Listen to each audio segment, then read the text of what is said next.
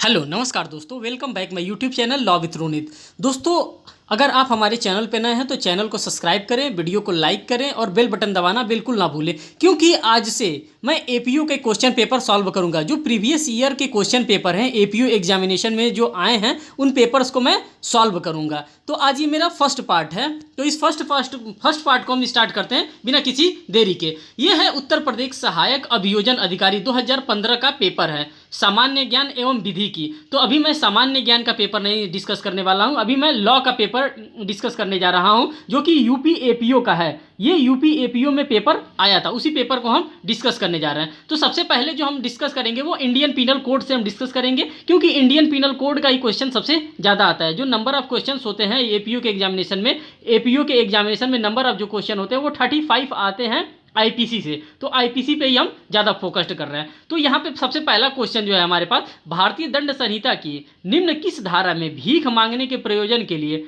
अप्राप्त व्यय, यानी अप्राप्त व्यय का मतलब होता है जो छोटे बच्चे होते हैं का व्यापरण या विकलांगीकरण के को वर्णित किया गया है। तो ये जो हमारा यहाँ पे ऑप्शन दे रहा है, ऑप्शन एक दे रहा है धारा 363 में और धारा 364 में, धारा 363 क में, धारा 364 क में। तो जो हमारा यहाँ पे आंसर दे रहा है वो हमारा आंसर होगा यहाँ पे सी होगा। सी इसलिए होगा क्योंकि बताया गया है जो धारा 363 में व्यापरण के लिए दंड की बात कही गई है, जो कि 7 साल और प्लस फाइन की बात करता है।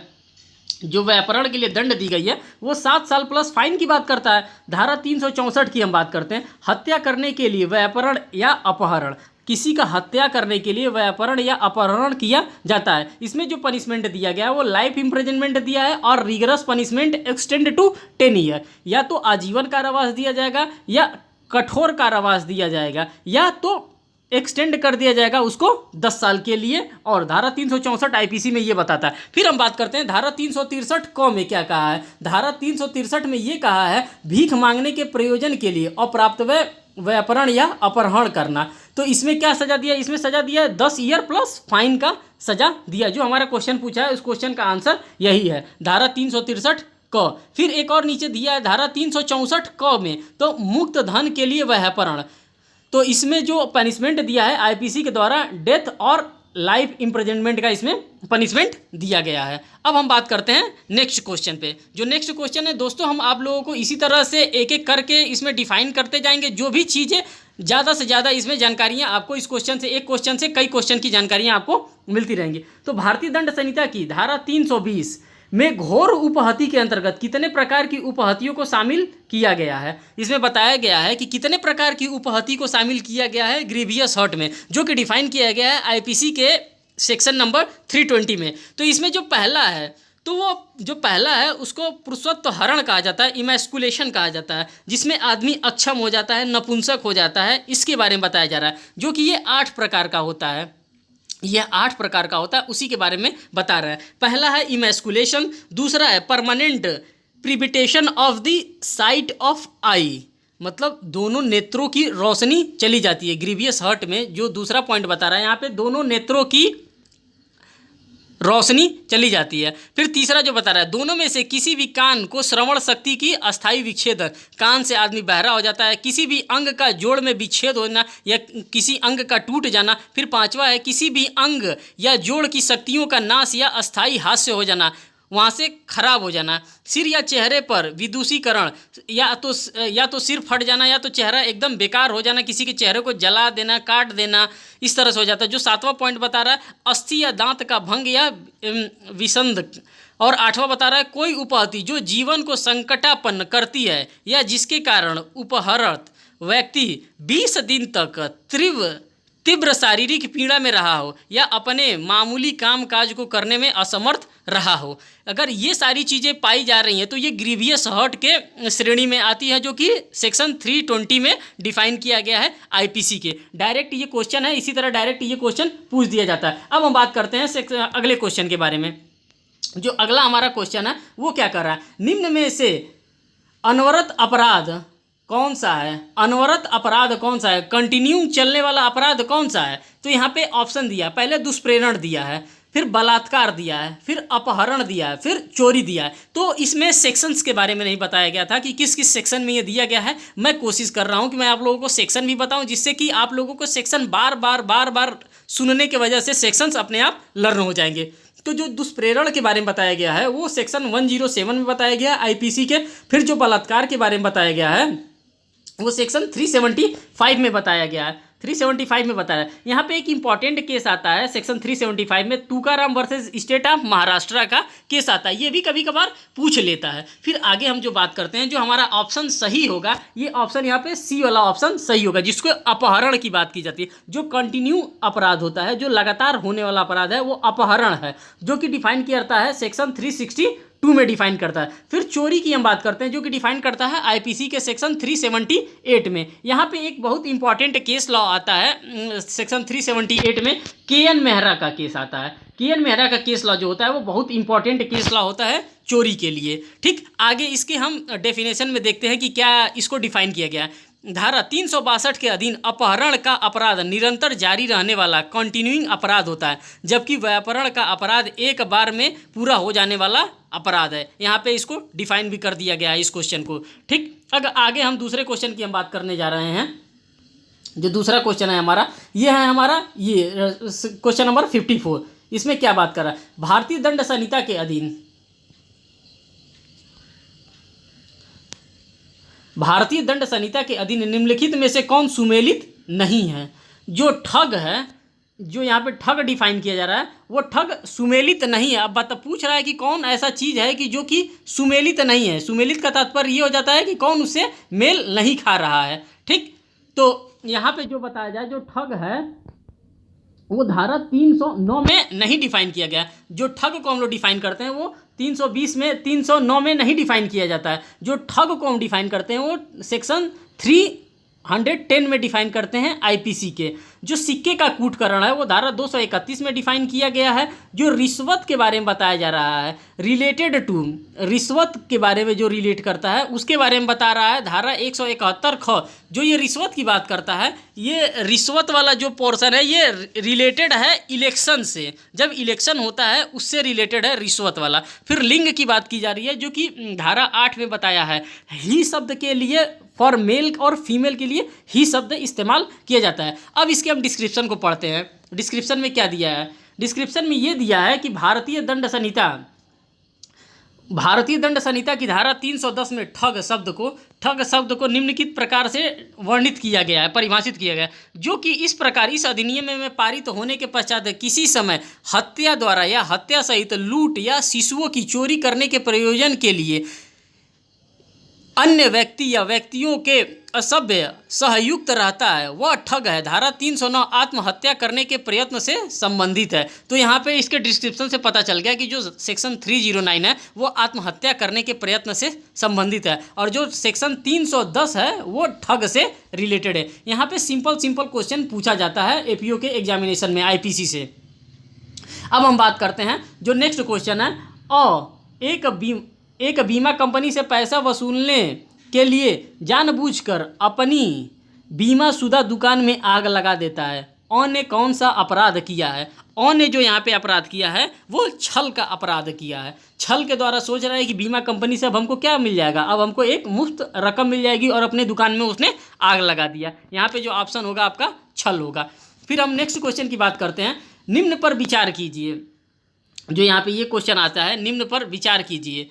अब निम्न पर विचार कैसे होगा, अब यहाँ पे ये आता है, मेरे द्वारा मेरी इच्छा के विरुद्ध किया गया कार्य मेरा नहीं है। मेरे द्वारा मेरी इच्छा के विरुद्ध किया गया कार्य मेरा नहीं है। सिद्धांत ने भारतीय दंड संहिता की धारा 94 में स्थान पाया है। पहला तो ये कह दिया है, दूसरा क्या कह रहा है, विधि तुच्छ कार्यों पर ध्यान नहीं देती है का सिद्धांत भारतीय दंड संहिता की धारा 95 में निगमित है। अब यहाँ पे बताया जा रहा है कि ये किस में डिफाइन किया गया है, इसका ऑप्शन क्या होगा। तो जो इसका ऑप्शन होगा वो हमारा ऑप्शन यहाँ पे डिफाइन किया गया है, ऑप्शन जो होगा हमारा सी वाला होगा। सी इसलिए होगा, फर्स्ट तथा सेकंड दोनों सही हैं। दोनों बातें ऊपर कही गई, वो दोनों बातें सही कही गई है। अब इसको हम इसके डिस्क्रिप्शन से हम पढ़ते हैं कि आखिर में किस लिए सही कही गई, कैसे पता चलता है। यहाँ पे धारा 94 में वह कार्य जिसको जिसको करने के लिए कोई व्यक्ति धमकियों द्वारा विवश किया गया हो के बारे में प्रावधान किया गया है, जो मेरे द्वारा मेरी इच्छा के विरुद्ध किया गया कार्य मेरा नहीं है के सिद्धांत पर आधारित है। जबकि धारा 95 तुच्छ अपहानिकारित करने वाले कार्य के बाद में प्रावधान किया गया है, जो इस सिद्धांत पर आधारित है कि विधि तुच्छ कार्यों पर ध्यान नहीं देती है। ठीक, डेमिनस नॉन क्यूरेट लेक्स, अतः दोनों कथन सत्य है। तो यहीं से हमको पता चलता है कि ये दोनों कथन सत्य हैं। ठीक, इसी टाइप के क्वेश्चन एपीओ के एग्जामिनेशन में पूछे जाते हैं। अब हम नेक्स्ट क्वेश्चन की बात करते हैं। नेक्स्ट क्वेश्चन में ये बात किया जा रहा है कुल्हाड़ी से काम कर रहा था, कुल्हाड़ी का फल उससे उछल जाता है और निकट खड़ा हुआ व्यक्ति को जाकर लग जाता है और व्यक्ति क्या हो जाता है, मर जाता है, चाहे जो भी हो जाता है। दोषी होगा। किस चीज़ के लिए दोषी होगा? क्या हत्या के लिए दोषी होगा, जो कि सेक्शन 300 में डिफाइन किया गया हत्या को। आपराधिक मानववध, जो कि हत्या की कोटि में नहीं आता है। Non culpable homicide not amounting to murder, जो कि सेक्शन 299 में डिफाइन किया जाता है। गंभीर उपहति की बात की जाती है, जो कि 220 में डिफाइन किया गया है, इसमें आता है। तो ये आंसर जो इसका होगा, कोई अपराध नहीं किया, क्योंकि वो अपने ड्यू केयर एंड अटेंशन में काम कर रहा था। कोई व्यक्ति जा रहा है और अचानक से जो कुल्हाड़ी का फल था उसके आकर उसको लग जाता है, वो मर जाता है, तो उस आदमी की कोई गलती यहाँ पे नहीं होगी। तो उस व्यक्ति ने कोई अपराध नहीं किया। इस क्वेश्चन में यही आंसर होगा। फिर आगे जो हम क्वेश्चन की बात करते हैं, क्वेश्चन नंबर 58 की बात कर रहे हैं। तो इसमें क्या दिया गया है इस क्वेश्चन में? तो इस क्वेश्चन में दिया गया है एक भिखारी को पर्याप्त खाद्य सामग्री होने के बावजूद भी भोजन नहीं देता है। जो है उसके पास बहुत ज़्यादा भोजन है, फिर भी किसी को खाने के लिए नहीं देता है, जिसके कारण उसकी मृत्यु हो जाती है। दोषी होगा। के पास बहुत ज़्यादा पर्याप्त भोजन है, बहुत अमीर आदमी है, लेकिन एक भूखे व्यक्ति को वो देखता है और खाने के लिए उसे नहीं देता है। तो इस क्वेश्चन में पूछा गया क्या किसी भी प्रकार का दोषी होगा? तो अब आंसर में क्या बताया जा रहा है? किसी भी अपराध के लिए नहीं। जो आंसर हमारा होगा वो किसी भी अपराध के लिए दोषी नहीं होगा। अब किस लिए दोषी नहीं होगा? हत्या के प्रयास के लिए दोषी होगा, यहाँ पे ऑप्शन दिया है, हत्या के लिए दोषी होगा, आपराधिक मानववध जो हत्या नहीं है के लिए दोषी होगा। तो सारी बातों को काटते हुए यहाँ पे इसका जो डिस्क्रिप्शन दे रहा है, भिखारी के भरण पोषण की विधिक सहायता के ऊपर नहीं है, अतः वह किसी अपराध के लिए दायी नहीं होगा। यद्यपि वह नैतिक रूप से दायी हो सकता था, वो नैतिक रूप से नेचुरल रूप से दायी हो सकता था, परंतु नैतिक दायित्व को दंड संहिता मान्यता नहीं प्रदान करती है। अगर इस प्रकार के कोड को अगर बनाया गया होता आईपीसी में कि हाँ कोई भी व्यक्ति बहुत अमीर है, किसी गरीब को भूखा मरने देता है, तो उसके ऊपर मृत्यु का अपराध साबित होगा। तो इस प्रकार का कोई भी रूल अभी तक बना नहीं है, इसीलिए वो व्यक्ति किसी भी अपराध का दोषी नहीं होगा। इस क्वेश्चन में यही बताया जा रहा है 58 में। अब हम बात करते हैं क्वेश्चन नंबर 59 के बारे में। क्वेश्चन नंबर 59 क्या कहता है? निम्न पर विचार कीजिए। अब निम्न पर विचार करके अब बताइए क्या ये निम्न कह रहा है। एक भारतीय द्वारा विदेश में किए गए अपराध के विचारण का क्षेत्राधिकार भारत के न्यायालयों को है। ठीक, और दूसरा इसमें कथन क्या कर रहा है? एक विदेशी द्वारा भारत में किए गए अपराध के विचारण का क्षेत्राधिकार भारतीय न्यायालयों को नहीं है। जो यहाँ पे बात कर रहा है वो आईपीसी के सेक्शन 3 और 4 की बात कर रहा है। ठीक, आईपीसी के सेक्शन 3 और 4 की बात कर रहा है। तो जो इसमें हमारा आंसर होगा वो ए होगा। पहला सही है किंतु दूसरा गलत है। जो पहली बात कही जा रही है इस कथन में, पहला कथन सत्य है, लेकिन दूसरा कथन जो क्या है वो असत्य है। ठीक, यही इसमें आया है। फिर हम बात करते हैं क्वेश्चन नंबर 60 के बारे में बात कर रहे हैं कि क्वेश्चन नंबर 60 क्या कह रहा है। जो क्वेश्चन नंबर हमारा 16 कह रहा है, निम्न पर विचार कीजिए। आर बनाम मैकनाटन विक्रचित्रता एक बचाव है, संबंधित वाद है। दूसरा कह रहा है आर बनाम गोविंदा सामान्य आशय से संबंधित वाद है। ये दो केस लॉ दिया है आईपीसी का, जो कि बहुत ही इंपॉर्टेंट केस लॉ है। इस केस लॉ को दे करके यहाँ पे पूछ रहा है कि ये केस लॉ किस चीज़ से संबंधित है।